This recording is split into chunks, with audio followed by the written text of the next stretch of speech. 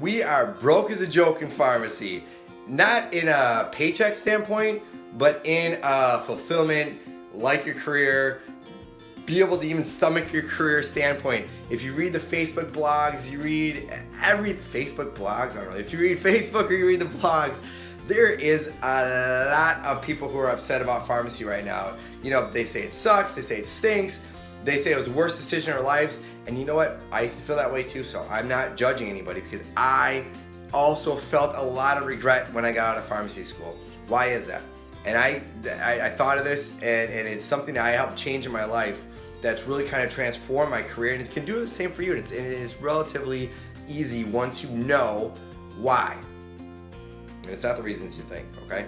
So the first reasons we have insufficient funds in our pharmacy is it's called an acronym, ATM. Now back in the day, we used to have to take out cash, right?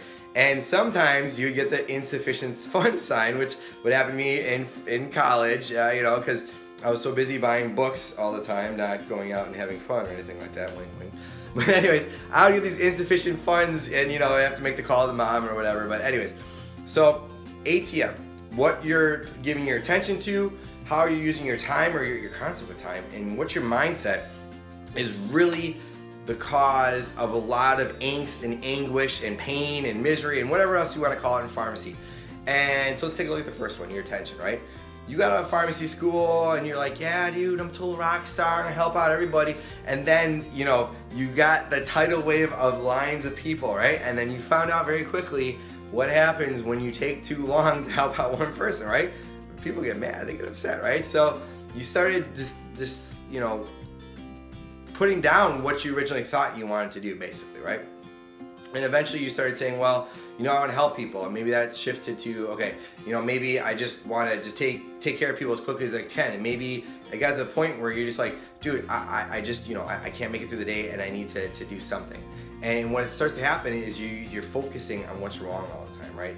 You ever see those people who are in a really bad relationship or marriage and they're always just nitpicking at each other, like this guy wears, you know, socks with sandals and he's, you know, he's an idiot, and, you know, and like whatever it is, your focus starts to shift, and it starts to shift on the wrong things, okay? So that's the first key point.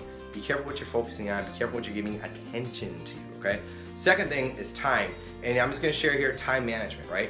One of the big things that I used to say is, I don't have time for this. I don't got time for this. Who's got time for this? I don't have time for this. You don't got time. I don't got time. I'm gonna make a rhyme because I don't got time. So be careful when you say it, because we say it all the time. Maybe we don't say it out loud, but we say it to ourselves.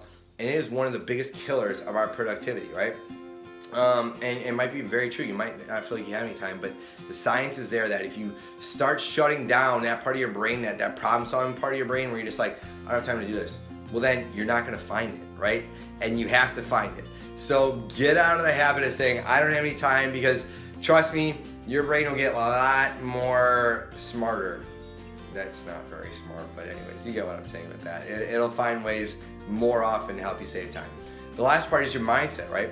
I kind of brought it up a little bit with the focus and attention, but you know, are you just that angry dude? Are you just that, you know, this is me, this is who I am, you can't tell me what to do? Or, you know, do you lose your willpower throughout the daytime where you're pretty cool with those first, you know, 3 or 4 customers, and then the 5th one, you're just like, I don't feel like helping them, or you're running out of steam.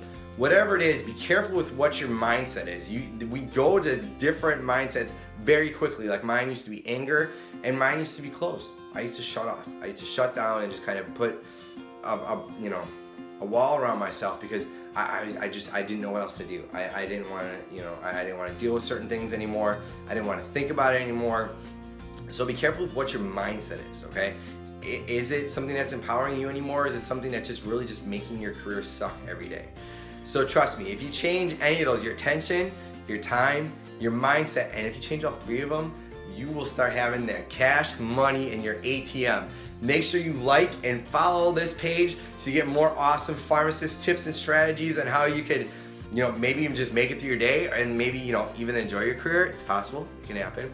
And make sure you sign up at jakepeplo.com. I have the 4 communication mistakes that pharmacists make. You are probably making 1 to 4 of them. I'm not gonna assume you're probably awesome, dude, but trust me, if you fix these, you will be even awesomer, dude or dudette.